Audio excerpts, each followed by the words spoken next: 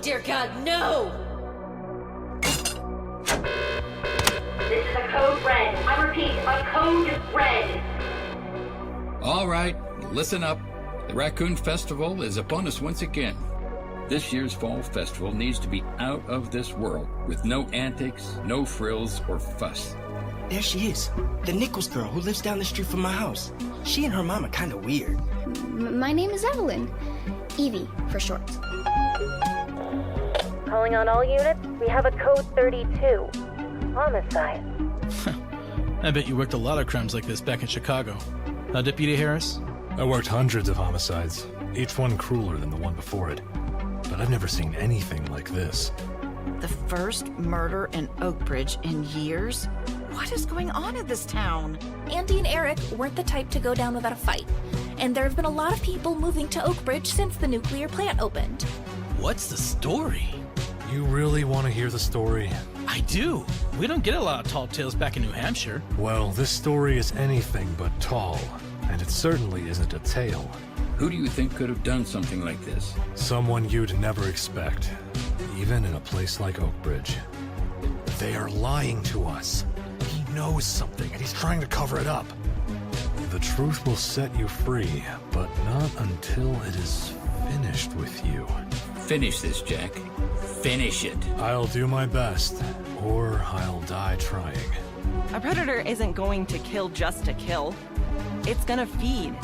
Something else killed them.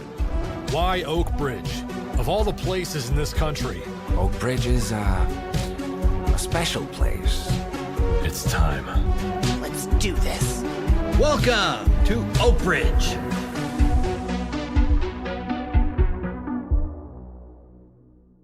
This podcast contains adult content and themes. For a full list of our content warnings, please see our show notes. Listener discretion is advised.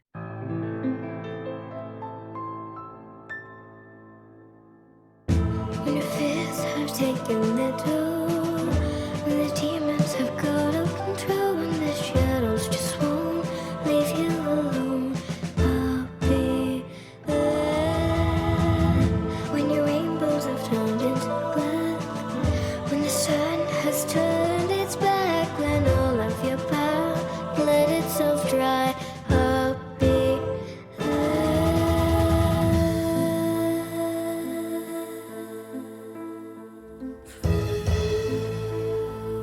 Welcome, my dear, dear traveler, to the Morbid Forest.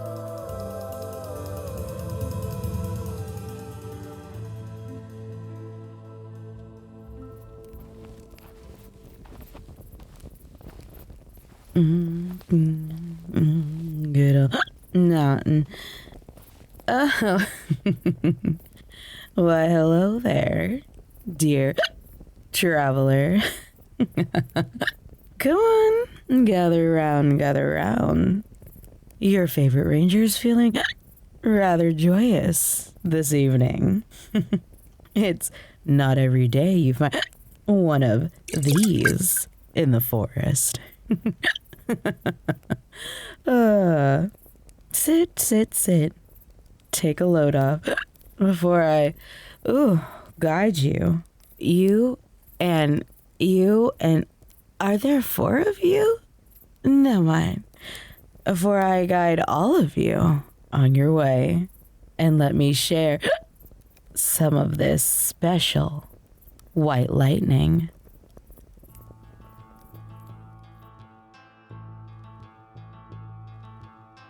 Some may tell you, nothing is deadlier than a cleared liquor jar combined with a derelict mine. But around these parts, I'd say pride is what will sell you, your sister, and your mama up the sticks, and not think twice about it.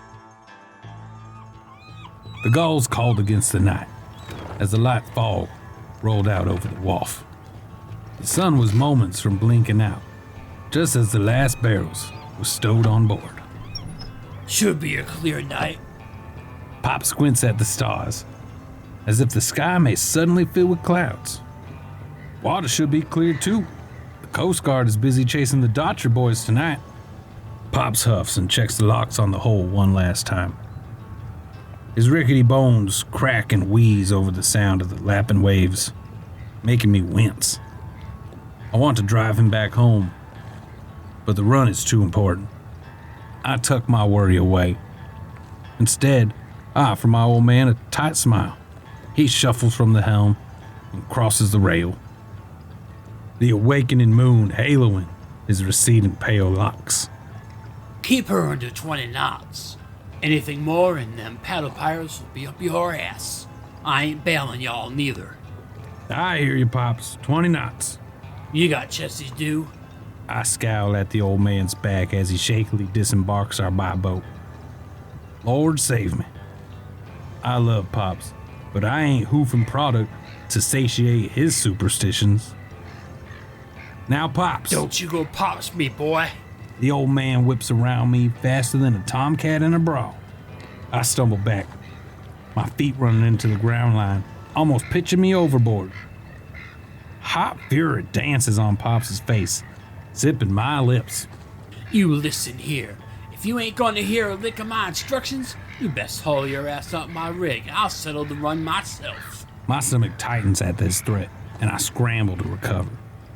If this run didn't go as planned, Pops was never gonna see me fit to take over. No need.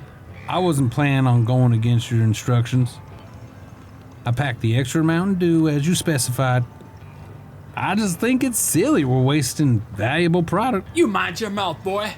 Just 'cause you joined me on a few runs doesn't mean you know shit about these waters. It ain't wasting product when you're buying safe passage. I resist the urge to roll my eyes. I don't see the point in throwing good moonshine into the bay for good luck. It's as ridiculous as carrying around a piece of rabbit carcass or wilting weed. But I rein in my argument. Instead, I walk across the deck and claim a small bottle of moonshine from my satchel. 4 large X's skitter across the face of the clay jug, dropping my mouth into a frown. I got Chessie's due right here, Pops. Did it have to be the reserve batch? Mind your lip. Chessie likes a strong brew. I shake my head, not wanting to continue the debate. I check my watch and set the bottle back on the seat for now. Where the hell is Mick? As if reading my expression, Pops clucks with a disapproval. Where's your mate? You're gonna miss your window if you wait any longer. I told him to be here at sundown for the last minute run through. He should be here any minute. Pops just shakes his head, clearly unenthused. Thank the stars I don't have to wait long. Only 10 minutes pass before heavy footsteps have us turning to see Mick racing down the dock. Sorry. Ma needed help with the coop and wouldn't let me leave until the chickens were sorted. Damn fox been picking off our flock one by one. Wouldn't be a fox problem if you built the coop right the first time. Your ma's a busy woman. She ain't got time to hold your hand while you fix your mistake. A good evening to you too, Mr. Herringer. Come to see us off, I see. Pops glares at Mick, who just beams in reply. Muttering to himself, the old man helps us unhook the dock lines and watches us set off for our maiden run. I guide Ladybird out of the cove and toward the open bay just as dusk turns to full night. I throw a wave over my shoulder to Pops, who stands at the tip of the dock watching our departure. Don't worry, Pops. Your precious moonshine is in good hands.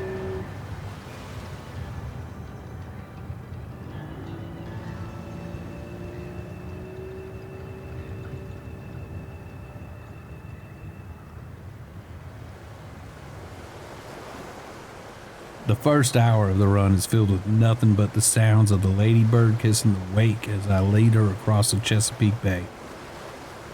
With 50 miles to cover and only 20 knots, it'll take us most of the night to get to Ophelia and back. Mick lounges on the bow, his feet kicked up on the rail, and hat dipped up low over his face. The gentle click of the jug under his foot has him wincing with each skip across the water's face. I do my best to tap down my nerves. but they continue to run amok down my spine. The night is cool, but thankfully there's no wind to nip along my exposed skin. For miles around, there's nothing but midnight horizon spanning in all directions. It's beautiful, really. My whole life, I've spent it on this boat, and I wouldn't have it any other way. Hey, Jackie, what's this jug doing out here all alone? My mind pulls away from the appreciation of the ocean waters with Mick's question. Well, shit. Mick meanders over, waving a small jug at me like he just caught a prize snapper. Now don't tell me the old man made us runners, dude. Nah, we ain't that lucky. Just toss it over port. Mick's face cocks back at my suggestion, cradling the jug to his chest like a newborn. I sigh, scrubbing my hands over my face as I steer Ladybird 2 clicks southeast. Pop said it was for Chessie. Says we gotta pay her the safe passage. Chessie? As in the sea serpent? You gotta be pulling my leg. There ain't no way your old man believes in monsters. Sure ain't. Now toss it over. He'll tear my hind if we return when that's still on board. No, sir. You see these here marks? Mr. Herringer's crazier than a shithouse rat if he thinks we ain't gonna drink this here specialty, Shawn. Mick, I ain't for your games. Toss that damn thing and be done with it.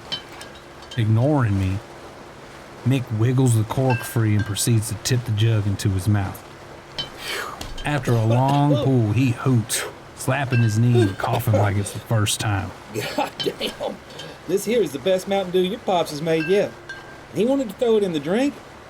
Well, he don't know ain't gonna kill him. Come on, Jackie. Have a drink with me. I shake my head, forcing down a smile. Oh, come now. Don't make a poor man drink alone. If you don't, I'll start singing runner's tunes until we make land. You'll sing regardless because you love the sound of your own voice, even though you sound like a dying dog. Let me tell the story. I can tell it all about the mountain boy who ran illegal alcohol. My voice is angelic. The angels themselves weep when they hear my dulcet tones. The drunken siren of the deep. We laugh, and I snatch the jug from Mick. My friend's grin widens at my long drink.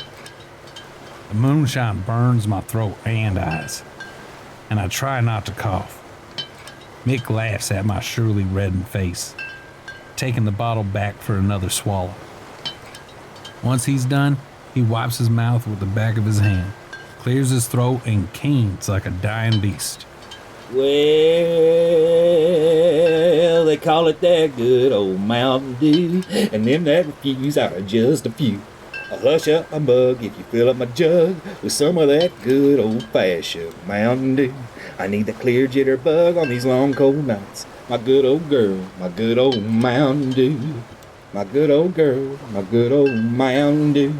Mick swings around the deck like a loon, his voice skipping over the water surface. I shake my head, returning my attention to our course. The steady hum of the engine threatens to lull me to sleep, but I shrug off the temptation. That's all I need. Pop's upset not because the delivery went south, but because I wasn't vigilant enough. Mick joins me at the helm, the jug of dew teetering in his hand. How many runners you reckon there's pirating these waters each and every night? Beats me. Reckon there's at least over a dozen. A dozen? At one time? No, you idiot, in total. If there were a dozen on the bay at night, the Coast Guard would be having a fit. Besides, this here's about the people's livelihood. Ain't nobody messing about when it comes to taking care of your family.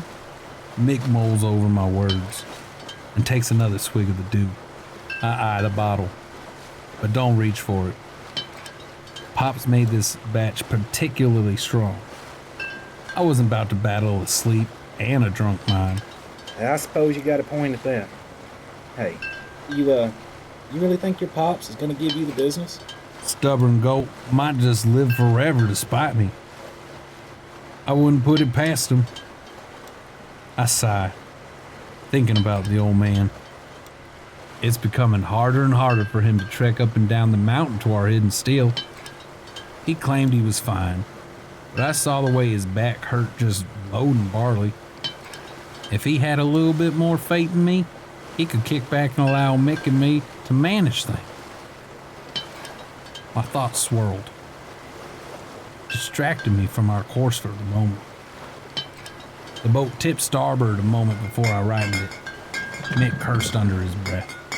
The sound of clinking bottles still in us both.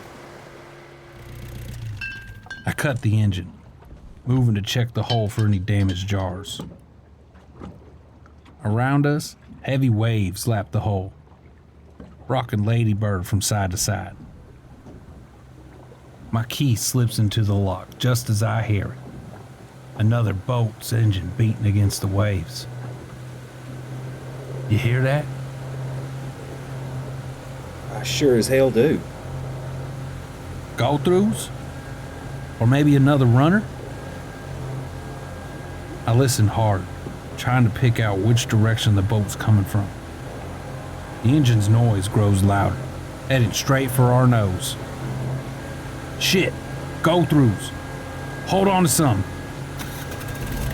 I flip the engine back on, jamming the throttle down. Ladybird kicks up, but I manage to keep her steady. In the distance, hoots and shouts skim the wind behind us, grinding my teeth. Why the hell did I stop? I could have had Mick check the cargo. Internally, I scolded myself for making such a stupid error. Rule 1 of a runner stops for no man. The water claps against the boat as I push the old girl as hard as I can. The red arm of the speedometer climbs higher and higher. The gap between the boat is growing. Mick whoops next to me as I smile in relief. We're gonna outrun him. I glance down again, making sure we're still on course when our speed catches my eye. 25 knots? 30 knots? 45 knots? Ladybird lurches as the reader hovers over 50. Pops his warning screaming in my ear. While Ladybird has been a faithful vessel all my life, she's also an old gal. The thought isn't fully formed before Ladybird shudders. She skips across the wake like a stone, then dies. I keyed the ignition over and over to no avail. Come on, you stupid old cow, turn! Mick shakes my shoulders as the other boat glides next to us. Throw the key overboard. What? The key to the hull. Throw it overboard. If we let them get a hold of your pop's moonshine, what do you think he'll do to us? I stare at Mick, dumbstruck for a moment. Heavy boots hit our deck, spurring me into action. I crack the window next to the helm, tossing the key of the hole into the drink.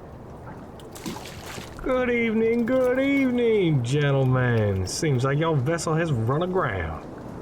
Mick and I peer from the cabin, spotting 2 lumbering hoodlums surveying Ladybird. Same's we have. Care to tell us what brings you out so late at night to these icy waters? They pause in their perusal of my boat. Under the gleam of the moon, I can see their calculating gaze as I step away from the helm. They're toying with us like mice. Just bass fishing. We own a fishing company in Hoopersville. The first man hums, making a show of looking around for our catch of the day. Seems to me y'all have had an unlucky night. It would appear so. Mighty nice of you boys to check upon us. Mighty nice of us indeed. So nice, in fact, I think we deserve a little reward for our kindness. Don't you agree, Paul? It will be the gentleman thing, right, boys?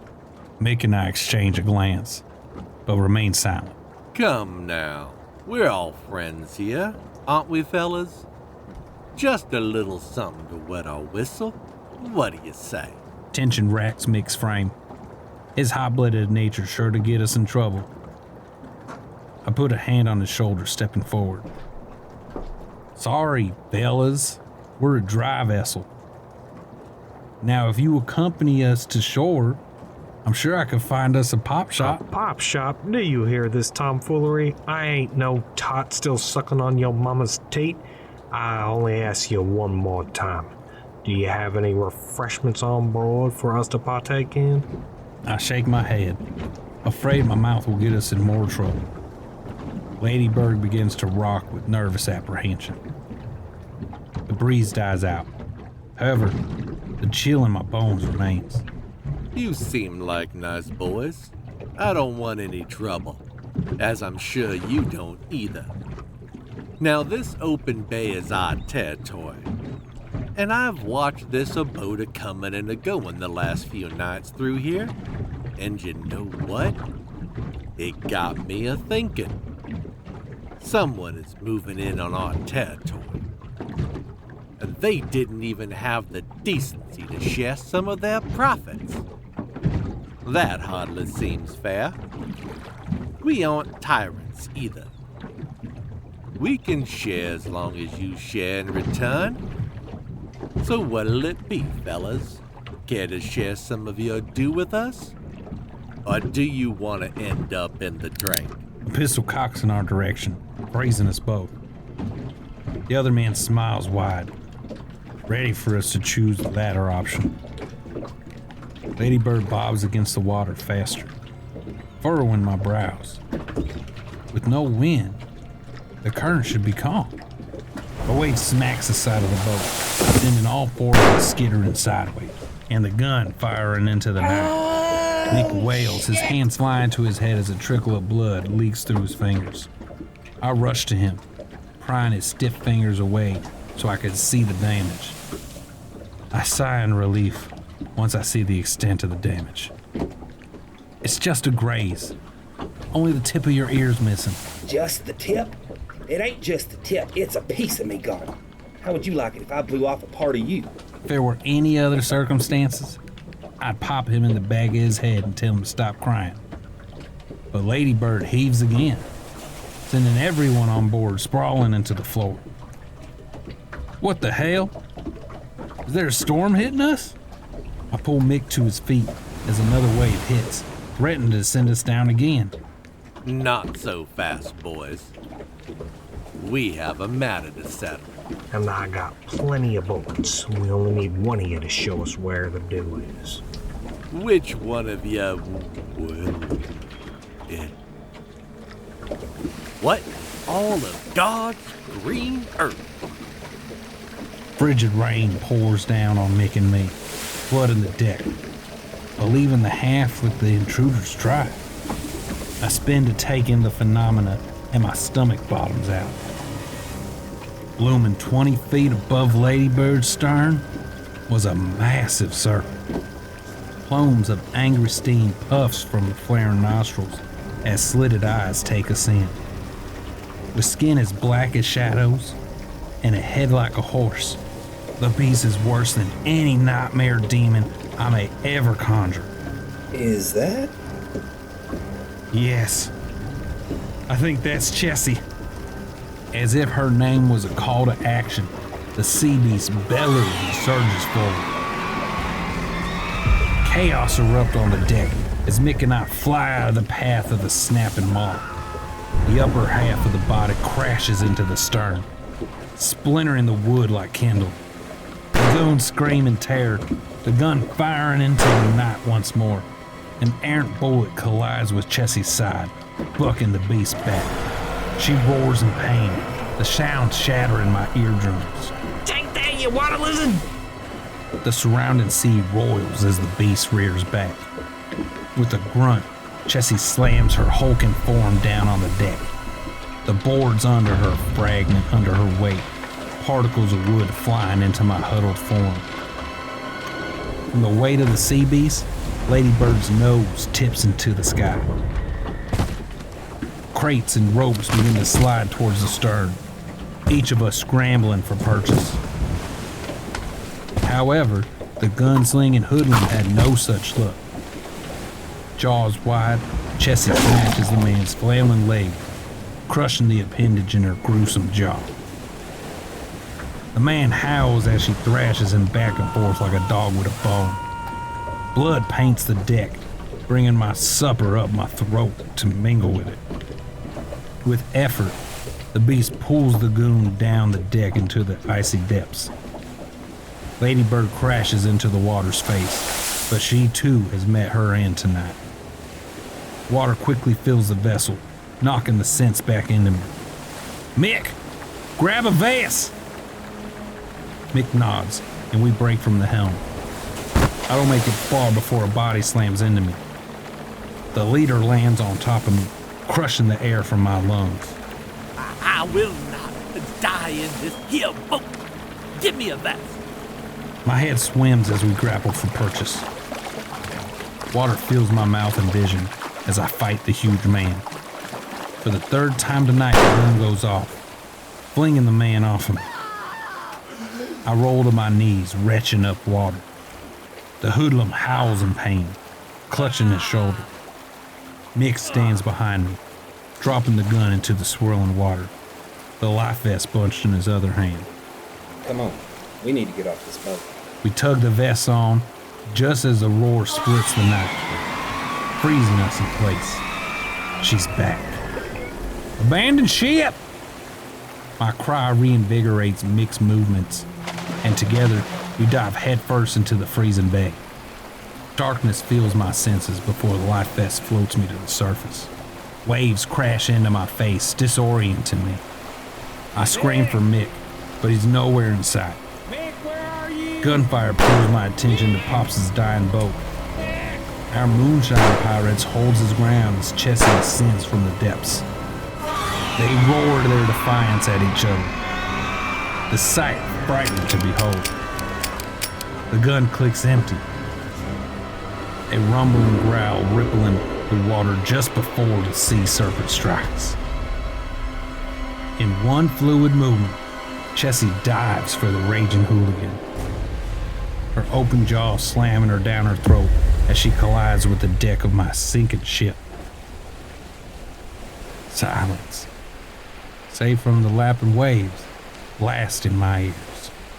Jack! My name on the wind has my body paddling in circles. Around me, the boxes containing the moonshine slowly bob to the surface. The sugar we lace each box with dissolving into the bay, pushing our product to the surface. Over here! I swim towards Mick, relief claiming my heart as he comes into view. Jack! Jack, look out! I whirl in the water as Chessie raises before me. Slitted eyes take me in as she lowers her head. My death on her breath. Without thinking, I reach out, pulling a wooden case to me and hoist it above my head. My legs sputter as I tread, but I refuse to go down with my ship. I'm sorry. I know now. Take it. Take it all. With a grunt, I throw the box of moonshine jars towards the bay beast. For a moment, we both don't move. A light flashes through my mind as I kick myself for not listening to Pops. Finally, with a huff, the sea serpent leans down and grips the box with her mouth. She flings it into the sky, then snaps her waiting jaws around it. The beast coos before slowly returning to the bowels of the bay. Rule number 2 for being a runner. Never forget to drop a barrel over port for Chessie.